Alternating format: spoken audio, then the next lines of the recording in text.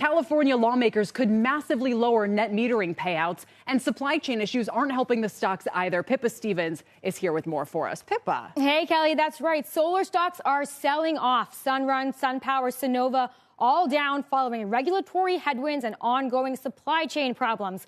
On Friday, we talked about a coming update to California's residential solar incentive program. That proposed decision is now out. It's complex, but essentially it would slash those incentives that have made California the biggest solar state in the U.S.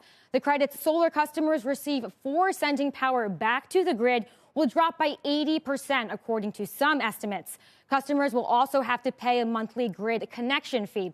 For the average solar system, this would be between $40 and $50 per month.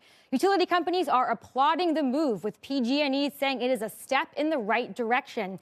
They argue solar customers haven't been paying enough for the grid. Solar groups, though, are not happy. SEIA said it will tarnish the state's clean energy legacy.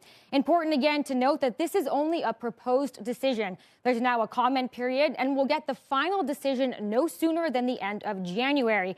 But this isn't the only headwind for solar. Wood Mackenzie has slashed its 2022 growth forecasts for the U.S. solar industry. They said the market will grow 25% less than prior estimates. This is thanks to supply chain problems, rising costs, and policy uncertainty.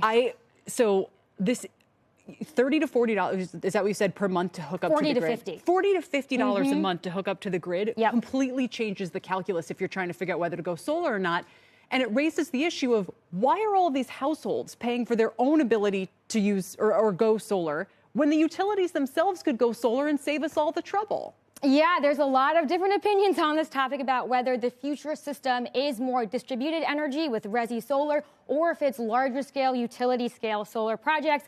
And in between is probably what people say is the most logical conclusion. But that interconnection grid charge on a monthly basis is absolutely huge. And that really, really changes the payback period for a system. CPUC says the payback period is 10 years, but SEIA said it might not even work out to a payback period at that point if those fees are installed. So a lot of questions here. We're expecting some pushback from the solar industry. So that final decision will definitely be a contentious. Oh my gosh. Is there any good news if you're looking at this from the industry's point of view here? I guess one element that is positive is that these new proposals would incentivize storage. So if people get rooftop panels plus storage, then they can better take advantage of the new net energy metering structure. And then that would also help the grid. So the utility companies say, because then they could tap into that. It wouldn't overwhelm the grid. They wouldn't have to fire up peaker plants. So the energy companies could benefit. But right now, these stocks are just down across the board. A lot of questions. No, it's a great point, though, about incentivizing storage. Pippa, thanks for covering this.